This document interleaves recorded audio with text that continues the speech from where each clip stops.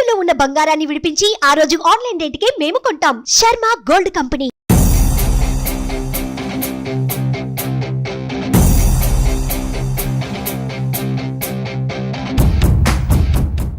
కామారెడ్డి జిల్లా ఎల్లారెడ్డి నియోజకవర్గంలో కొందరు వడ్డీ వ్యాపారుల ఆగడాలు మతిమీరిపోయాయి. ఈ సంఘటనకు సంబంధించి పూర్తి వివరాలు తెలుసుకునేందుకు మనతో పాటు ఎల్లారెడ్డికి సంబంధించిన సిఐ గారు ఉన్నారు, రవీంద్ర నాయక్ గారు. ఒకసారి వారితో మాట్లాడదాం. సార్, అసలు ఎలాంటి కంప్లైంట్స్ వచ్చినాయి, మీ దృష్టికి ఎట్లా వచ్చింది ఈ కంప్లైంట్కి సంబంధించి? నమస్కారం అండి. గత కొన్ని రోజుల నుంచి కొన్ని ఆత్మహత్యలు అనేది జిల్లాలో జరుగుతూ ఉన్నాయి. దాని యొక్క కారణాలు ఏందని తెలుసుకుంటా ఉంటే ఈ అప్పుల బాధలతోని చనిపోతున్నారని తెలిసి గౌరవ ఎస్పీ మేడం గారు సింధు శర్మ గారు ఒక గ్రౌండ్ వర్క్ రెడీ చేసేసి ఎవరైతే ఈ అక్రమంగా ఈ వడ్డీ వ్యాపారంతో డబ్బులు సంపాదిస్తున్నారో వాళ్ళని ఒక లిస్ట్ అవుట్ చేసేసి మా అందరూ అధికారులకు సర్క్యులేట్ చేయడం జరిగింది. మేడం యొక్క ఆదేశానుసారము జిల్లాలో మొత్తం అన్ని చోట్ల కూడా ఒకేసారి ఈ రేడ్ చేయడం అనేది జరిగింది. ఇందులో భాగంగా మన ఎల్లారెడ్డి మరియు లింగంపేట ప్రాంతాలలో కొంతమందిని ఐడెంటిఫై చేసి ఇక్కడ కూడా రేడ్ చేశాం. సార్, నాట్ ఓన్లీ ఎల్లారెడ్డిలో కాకుండా ప్రతి డిస్టిక్లో మన తెలంగాణ స్టేట్లో ఎక్కడ చూసినా కూడా ఈ వడ్డీ వ్యాపారులకు సంబంధించి మాట్లాడినట్లయితే ఈ ఆర్థిక నేరాలకు పాల్పడుతూ ఉన్నారు. ఇలాంటి చర్యలకు పాల్పడితే అసలు ఎలాంటి సెక్షన్స్లో వాళ్ళకి శిక్షలు పడే అవకాశాలు ఉన్నాయి, ఎలాంటి కేసులు పెట్టే అవకాశం ఉంటుంది? ముఖ్యంగా ఇటువంటి నేరాలకు పాల్పడిన వాళ్ళకి మనీ లెండింగ్ యాక్ట్ కింద ఎఫ్ఐఆర్లు చేయడం జరుగుతుంది. అలాగే వాళ్ళను తర్వాత అరెస్ట్ చేసేసి అది ఛార్జ్షీట్ వేయడం జరుగుతుంది. అది కాకుండా ఫిజికల్ దాడులు చేయడం కానీ లేకపోతే ఇంకేమన్నా చీటింగ్కి పాల్పడితే వాళ్ళ మీద ఐపీసీ సెక్షన్లో కూడా కేసులు పెట్టి తగిన చర్యలు తీసుకోవడం జరుగుతుంది. సార్, ఏదైతే వడ్డీకి సంబంధించిన అధికంగా వసూలు చేస్తున్నామని చెప్పారు, అదేవిధంగా ఏమైనా ఫిజికల్గా ఏమైనా దాడులు ఏమైనా చేయడం జరిగిందా వాళ్ళపైన? అసలు ఎంతమంది కంప్లైంట్ ఇచ్చారు ఈ కంప్లైంట్కి సంబంధించి?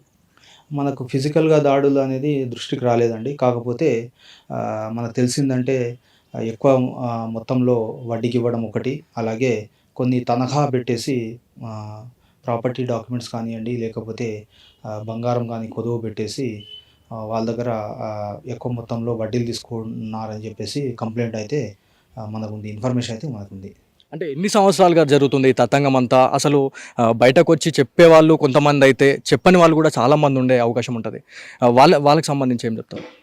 ఇది అక్కడక్కడ చెదురుమదురు సంఘటనలు జరుగుతున్నాయి కానీ ఏ యూనిట్ ఆఫీసర్ కూడా అంటే అంతగా సీరియస్ తీసుకోలేదు. కాకపోతే గౌరవ ఎస్పీ మేడం గారు దీన్ని చాలా సీరియస్గా తీసుకొని మాతోని వర్క్ చేయడం అనేది జరిగింది. ఇక ముందు కూడా ఇటువంటి ఏదన్నా మా దృష్టికి వస్తే ఖచ్చితంగా మేడం యొక్క ఉత్తర్వులను అనుసంధానం చేసుకొని ఖచ్చితంగా మేము యాక్షన్ అనేది తీసుకుంటాం. అంటే ఓవరాల్గా ఈ వడ్డీ వ్యాపారుల ఇండ్లలో సోదాలు చేయడం జరిగింది. మీరు ఎంతమంది ఇండ్లలో మీరు అసలు ఈ చెక్ చేయడం జరిగింది? మెయిన్గా ఏం దొరికినాయి అసలు ఆధారాలు? సుమారు మా సర్కిల్ పరిధిలో ఒక 9 ఇళ్లలో సోదాలు అనేది జరిగినాయి. ఇందులో భాగంగా కొంతమంది దగ్గర మనకు బ్లాంక్ ప్రామిసర్ నోట్లు దొరికినాయి, అలాగే కొన్ని ప్రాపర్టీ డాక్యుమెంట్స్ వాళ్ళకు సంబంధం లేని ప్రాపర్టీ డాక్యుమెంట్స్ దొరికినాయి, అదేవిధంగా బ్లాంక్ చెక్కులు కూడా దొరికినాయి. ఈ విధంగా మనం కొన్ని స్వాధీనపరచుకొని వాళ్ళపైన కేసులు కూడా చేస్తాం. రైట్. ఏదైతే ఇప్పుడు మనకి ఓవరాల్గా ఎల్లారెడ్డి పరిసర ప్రాంతాల్లోనే ఇలాంటి అక్రమాలు, ఇలాంటి ఆర్థిక నేరాలు చేస్తూ ఉన్నారా, లేకపోతే ఇంకేమన్నా మీ దృష్టిలోకి ఏమైనా వచ్చిన అవకాశం ఏముందా? ఇవి కాకుండా కొన్ని అంటే ఇన్ఫర్మేషన్ అయితే ఉందని పోలీస్ వాళ్ళు చాలా క్లోజ్గా వాచ్ చేస్తున్నారు. కొన్ని ఏదైతే దాని యొక్క వర్కౌట్ కూడా చేయడం జరుగుతుంది. ఏదన్నా ఈ వడ్డీ వ్యాపారులు కాకుండా ఇంకా మిగతా రైస్ మిల్ కానీ లేకపోతే ఇంకేదన్నా ఇల్లీగల్ యాక్టివిటీస్ అండ్ కానివ్వండి, మొరం కానివ్వండి, ఇట్లాంటి ఇల్లీగల్ యాక్టివిటీస్ మీద ఇన్ఫర్మేషన్ పెట్టాము. మా ఎస్బీ వాళ్ళు కూడా యాక్టివ్గా ఉన్నారు, మాకు ఎప్పటికప్పుడు మాకు సలహా ఇస్తున్నారు. వాళ్ళ మేడం యొక్క ఉత్తర్వుల ప్రకారం మేము యాక్షన్ అనేది తీసుకుంటాం. అంటే మేజర్గా మాకు తెలిసిన ప్రకారంగా ఎవరైతే ఇళ్లలో సోదాలు చేసిన ప్రకారంగా బ్లాంక్ చెక్స్ దొరికినాయి, నోటరీలు దొరికినాయి, ఇళ్ల పత్రాలు దొరికినాయి, దాదాపు 35 లక్షల కరెన్సీ దొరికిందని చెప్పేసి అని అంటున్నారు. అంటే దీనికి సంబంధించి ఏంటి అసలు అది? ఎవరైతే డాక్యుమెంట్స్ దొరికాయో వాళ్ళ మీద కేసు చేయడం జరిగిందండి. డబ్బులు విషయానికి వస్తే అది ఇన్స్పెక్టర్ ఐటీ డిపార్ట్మెంట్ వాళ్ళకు రాసాము, వాళ్ళు లీగల్ యాక్షన్ తీసుకుంటారు. కన్సర్న్ డిపార్ట్మెంట్ వాళ్ళు కాబట్టి వాళ్ళు లీగల్ యాక్షన్ తీసుకుంటారు. ఓవరాల్గా ఇలాంటి నేరాలకు పాల్పడుతున్న వారిపై ఎలాంటి శిక్షలు ఉండబోతున్నాయి అంటే మీరు ఏం చెప్తారు అసలు జనానికి ఎలాంటి మెసేజ్ ఇవ్వాలనుకుంటున్నారు? నేను రిక్వెస్ట్ చేసేది ఒకటే జనాలకు, ఆ, మీ అవసరాలకి అమాయకంగా ఇటువంటి వడ్డీ వ్యాపారస్తులను అప్రోచ్ అయ్యి మీ యొక్క ఆర్థికంగా ఇంకా ఎక్కువ నష్టపోవద్దు. ఎక్కువ మొత్తంలో మీరు వడ్డీలు తీసుకొని ఎక్కువ నష్టపోవద్దు. మీకు ఏదైనా ఇబ్బందులు ఉంటే మాత్రం ఖచ్చితంగా పోలీస్ వాళ్ళకి ఇంటిమేషన్ ఇవ్వండి. దానికి తగ్గట్టు తగిన చర్యలు కూడా తీసుకుంటాం. సార్ ఇప్పుడు మెయిన్గా మీ దృష్టికి రావడము కొంతమంది మాత్రమే వచ్చి కంప్లైంట్ చేయడం జరిగిందని చెప్పి చెప్తా ఉన్నారు. చాలామంది భయపడతారు, అంటే కంప్లైంట్ ఇస్తే మళ్ళీ వాళ్ళు మమ్మల్ని ఏమైనా చేస్తారా అనే భయం కూడా ఉంటుంది.